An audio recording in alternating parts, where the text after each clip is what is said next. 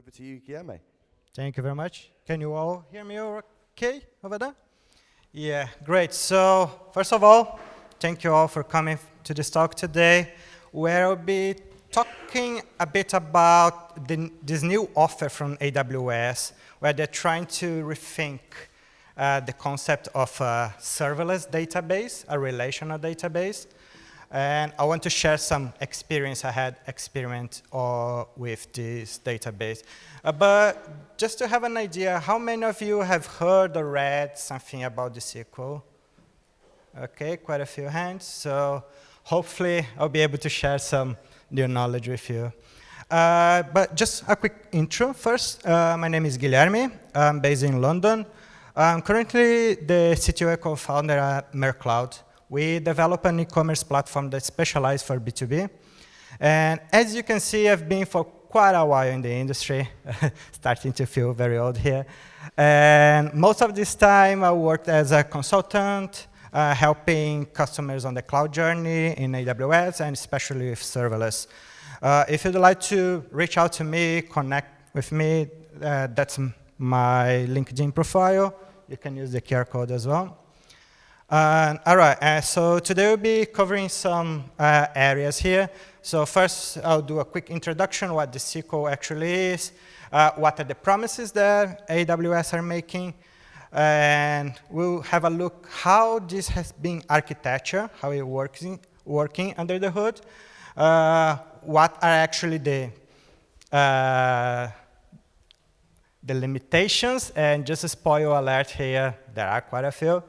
How much is it going to cost me? And most important, what are the use cases? All right? We'll separate what's marketing to what actually can help us.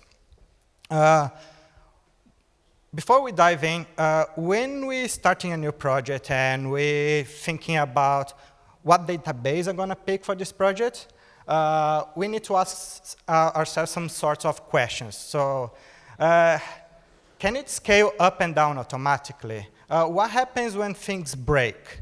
Yeah, and how much is this going to cost me? Not only now, but once my database and my system scales.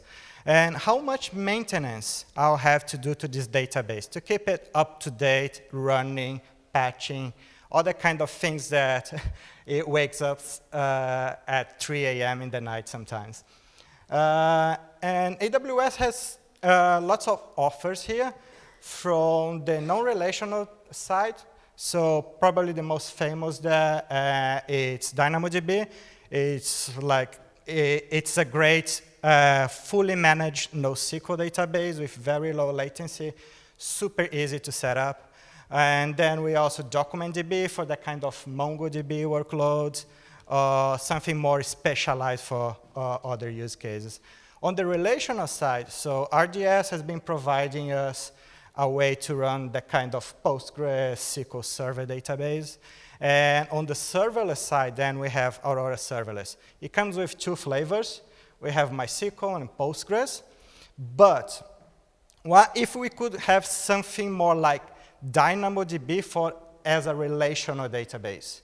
That kind of thing, we want some very true serverless experience that's easy to set up and also scales down when it's idle. It's not like serverless v2 that it scales to 0. We just want not to pay for any idle time there. So that's where DSQL enters the picture. So this is where AWS took the challenge to try to rethink how we design, how we architecture a database. Rethinking like how to build a transactional database, and it's being built, optimized for this kind of transactional workloads. Remember those questions we said that we need to ask ourselves when picking a database? So the aim of DSQL is to facilitate that and kind of eliminate that kind of questions. It was launched at reInvent last year and went GA in May this year. All right, so what are the promises? The first promise is that it's virtually unlimited scale. So you can think about compute, storage, read and write, all scales independently for us.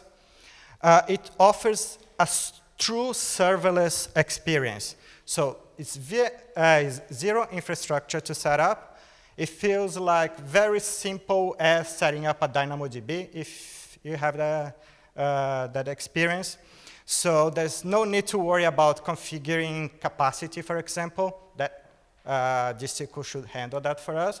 So that gives us like a 5-star rate on the serverless category.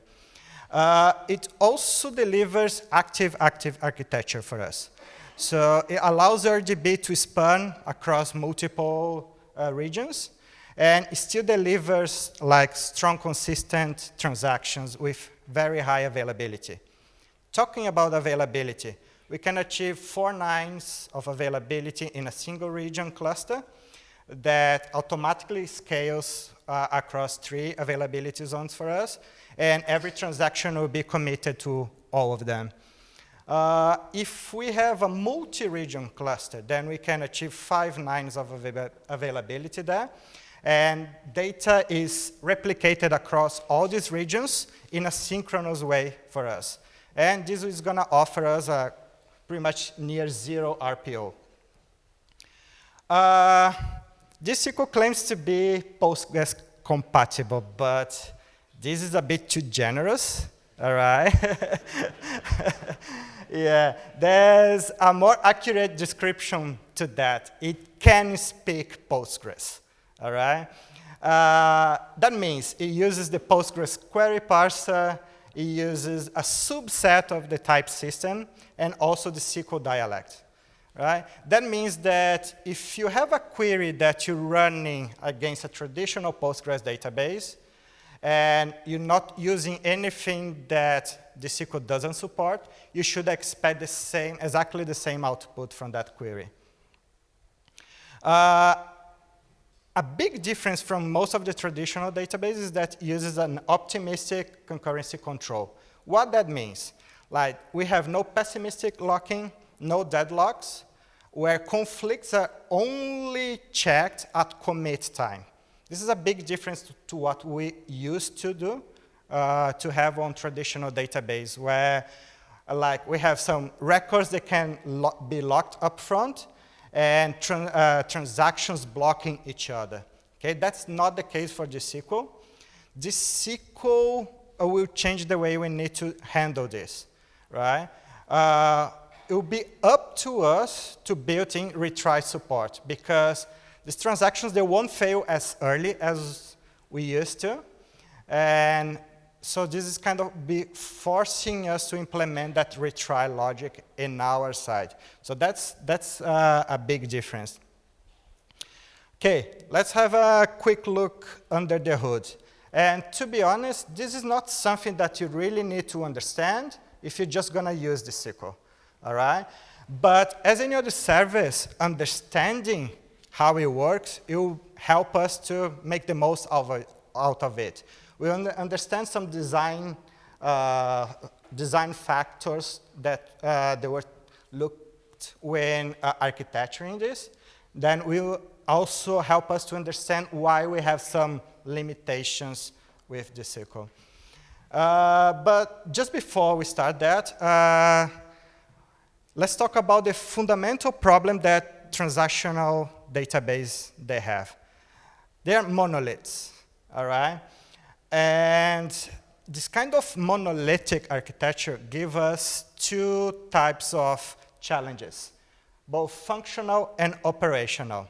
Because everything is tightly coupled together, it's hard for us to optimize only one specific layer, only one specific component of this architecture, right? Everything is running under the same box. So it's hard for me to like optimize memory for one, optimize read and write for another. And Aurora has done a great job over the years separating the storage layer from that monolith. Yeah. But what if you could break all those components apart, where each of them they can live independently? So this is what exactly AWS did with DSQL. Okay, so they broke that monolith into completely separated layers, components, and each of those layers, they scale horizontally independently and dynamically. So they were built, optimized for their particular job. And they're not coupled together. Yeah? So think about like microservices, but for a database. And let's have a quick look at each of those components in a bit. But before we start a conversation about a relational database, we need to think about a transaction. So let's take an example here of like the simplest transaction we could think about. So we're trying to add 2 records to a table here. And let's think how we're going to execute that transaction, right? The main thing we expect from this transaction is to respect the ACID principles, right? We want this transaction to be atomic. What it means? It either fails as a whole or it succeeds as a whole. There's no partial thing made there, all right? So we want this to be consistent, all right? Before this transaction, my database, my data is on a valid state, and after I commit, I want my data to transition to another valid state, okay, not breaking anything. It needs also to be isolated, all right? I don't want other transactions to be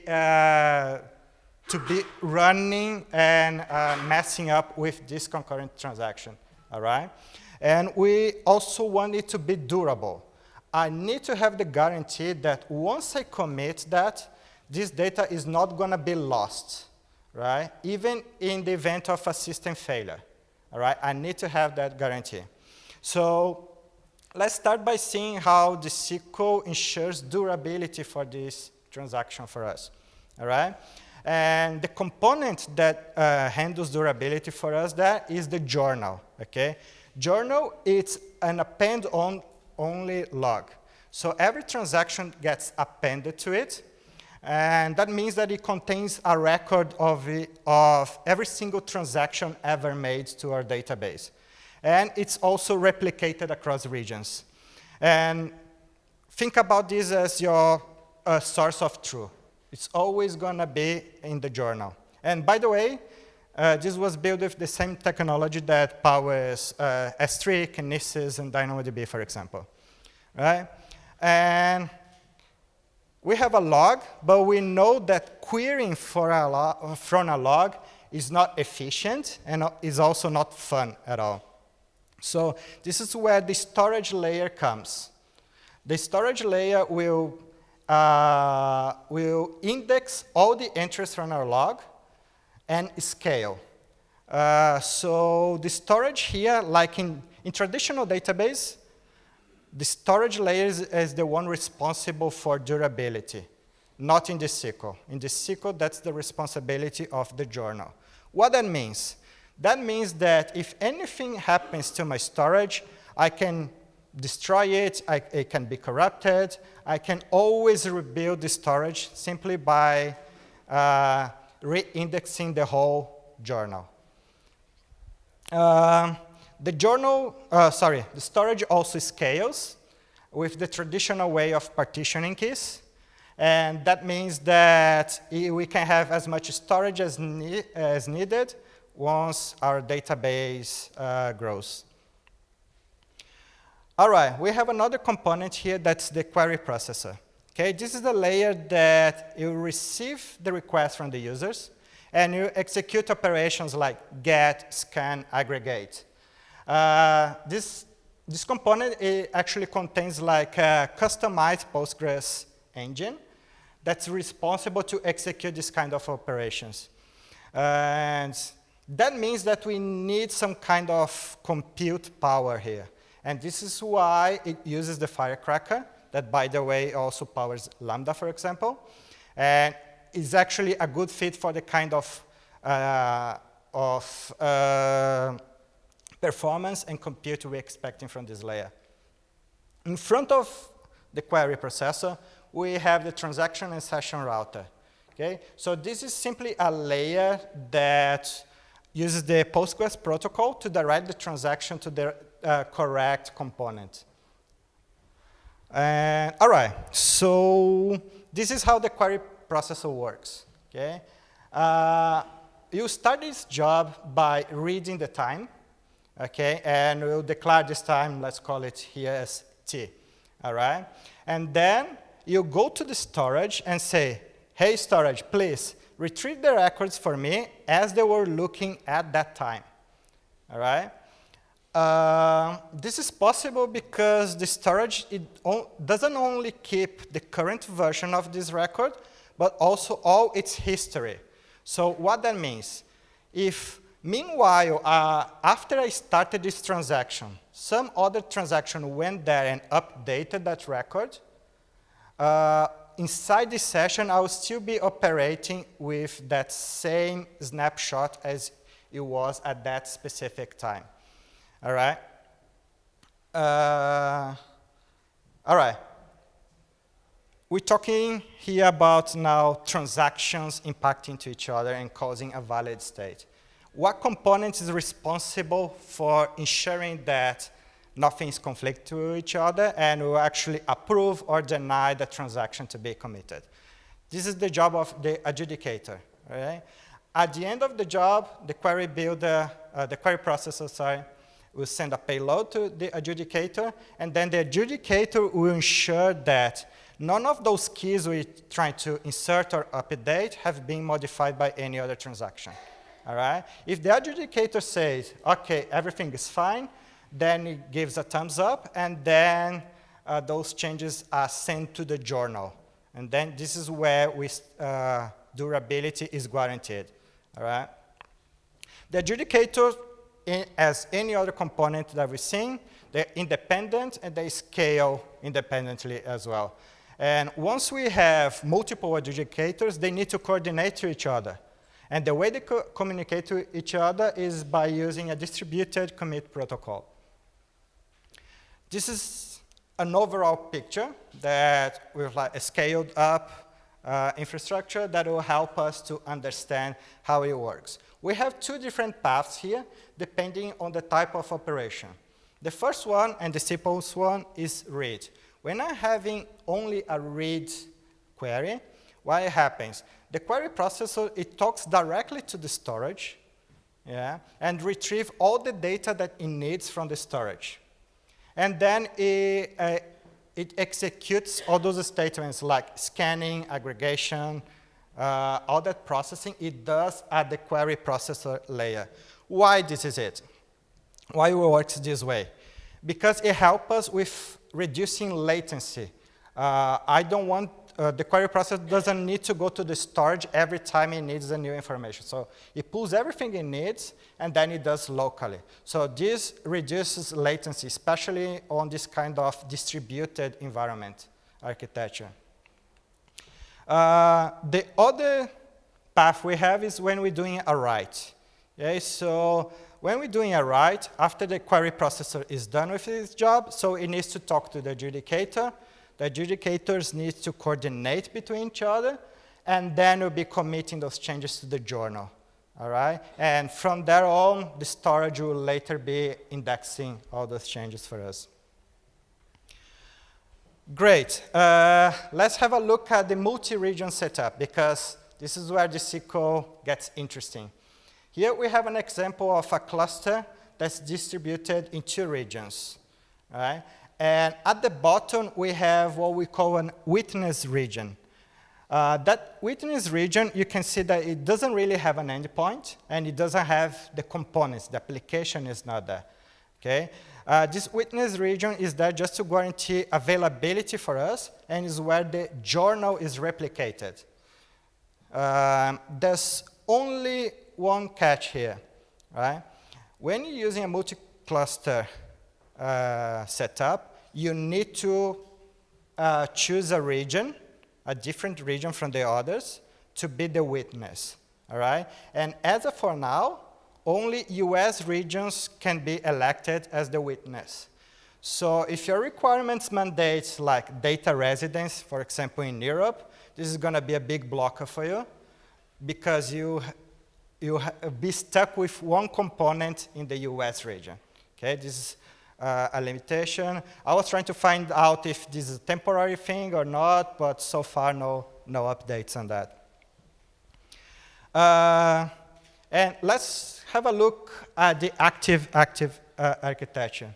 So that same example, we have region A and C configured for our cluster, and then in the middle we have region B as the witness. And then we can see that the components are spread between the two of them. The journal is replicated to all of these regions.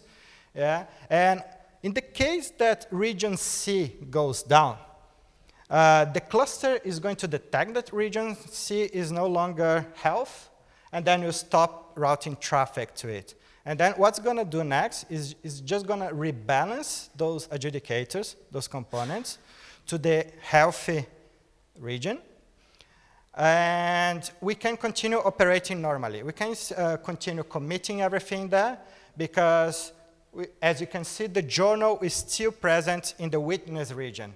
So once region C comes back, all we need to do is to rebuild the storage layer by reindexing the journal again. Cool. Let's stop talking about only about the goodies, and let's talk about the limitations. All right. To start with, authorization. All right. We only get IAM there. When you create the cluster, you get an admin role for it, and then you use that to create other roles, other policies to give access to the database. So if you rely on any type of user password kind of authentication, Kerberos, forget, you're not going to get that. If you use triggers, temporary tables, views, sequences, or even some types like JSON-B, it doesn't support that. One very important one is the way we create indexes. And for sure, you're going to be needing indexes for your table. The way the SQL creates those indexes are in an asynchronous way. That means that you create it, you get a job ID, and then you need to monitor that job ID to see if it succeeds or fails. Okay? And this can break a lot of ORMs and schema migration tools out there. So bear in mind this one. And also, we can only have a single DB per cluster. All right? But inside a cluster, you can have up to 10 different schemas. If you rely on extensions, then you find another blocker here. So no vector database, sad face here for AI builders. Yeah. No extension for geospatial data. And also, if you rely like on PG audit for all your auditing and compliance security, so there's no support for that. We also have some other limits on like the maximum size a transaction can have on the data modified, and also the max amount of memory a single operation can take. All right? And also, a big one for some use cases here, the maximum number of rows that we can mutate in a single transaction. It's only 3,000 there. And I saved the best to last. All right? And that's a big one. No foreign keys. To be honest with you, if I was presented with this kind of limitation 4 or 5 years ago, I would stop the conversation right there and say, it's not for me. Right? Well, after so many years working with NoSQL databases, especially DynamoDB, I learned, probably the hard way, that not always you need a foreign key. You can live around them. But that doesn't mean that you cannot do joins. Okay? All those expressions, all those joins operations, they're still supported. You just need to make sure that you have an index on both sides of that connection to keep performance there. And actually, it's worth mentioning that there are actually some downsides of having foreign keys, especially on large databases and distributed ones like this one. imagine you have a delayed cascade that on a very huge database, how much latency you adding to that particular operation. So there are other ways to make this more performant, all right? So delete the record you have on the parent table, and then delegate that to some job to run on this on the side, on the background. You don't need to even run that job straight away. You can have something scheduled that runs once a day or once an hour. You don't really need that data, okay? It's gonna be cleaned out from the database eventually. There's a great article here from PlanetScale talking exactly about this subject, so I recommend you reading that. Great. I really wanted to talk about price, but due to time constraints, I'll just use a quick overview here so you can have an idea of how pricing looks. What I can tell you up front that it's not easy. Like AWS, sometimes they like to complicate things for us. So I'm taking here a quick overview from Alessandro Volpicella's article on DSQL pricing guide. And this is going to help us to have an overview of how it works over there. So pricing is based on these units called DPUs. And these units, they're based on read, writes, but also compute. Right?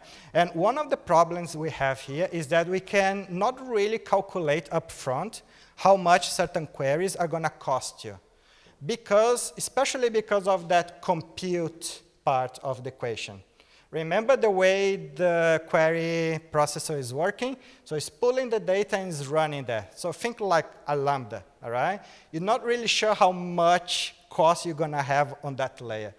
And this is a big difference if you use, for example, with DynamoDB, that you can easily predict based on the capacity allocated to that table, how much is it going to cost.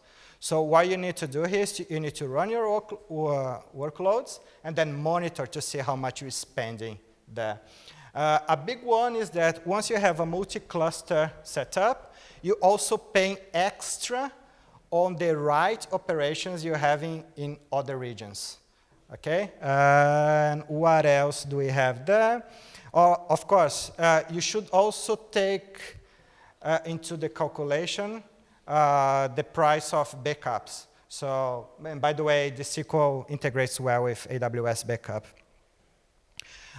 One big thing here is that those prices you see there, at the moment, they vary quite a lot depending on the region. So make sure you double check that before doing anything.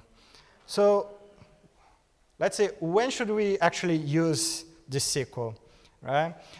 For that kind of like microservice that need independent scaling, it's a good fit. For those kinds of multi-region apps that they cannot tolerate downtime,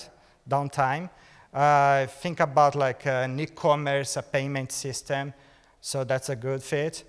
For that kind of unpredictable load applications and also variable workloads where you don't want to pay for any idle time. So it literally scale to zero as soon as the execution is done. Another great alternative here that was presented by Lee Gilmore is to use as a sidecar to DynamoDB. Right? Like I said, I spent years working on DynamoDB, and the biggest pain there is to design a very efficient table, especially when you have multiple access points. It's very hard to achieve that in DynamoDB. So on this article, what he's proposing is that we use DynamoDB streams to replicate this data in the SQL, and then when we need to query the data, then we're using this SQL to query that. It's going to be way more efficient. So that's a great use case there. All right, and when not to use. So first, if your application relies heavily on those unsupported types, extensions, even like triggers or sequences, that's not for you. For that kind of high latency and batch applications, that's not a good fit as well. If you're doing any AI or geospatial where you need those extensions, also not. And also for analytical queries. remember, the SQL is built for, the focus is on transactional workloads. And especially with those limitations we saw, it rules out any analytical case here. To wrap up, so yes, this SQL it's a great offer, right? It's a true serverless component there for us, but it's definitely not a drop-in replacement for Postgres. Like when we first hear about it, we just think, okay, just gonna migrate. So think about not only your application, but also if you rely on ORMs, schema migration tools, if you're trying to migrate something to the SQL, you're gonna have a lot of refactor to count in. And it's actually a great replacement or companion to DynamoDB, as we saw there. Just before I finish, I like to use lots of references, links on my slides. If you'd like to grab a copy of them, you can use that QR code. And yeah, thank you very much.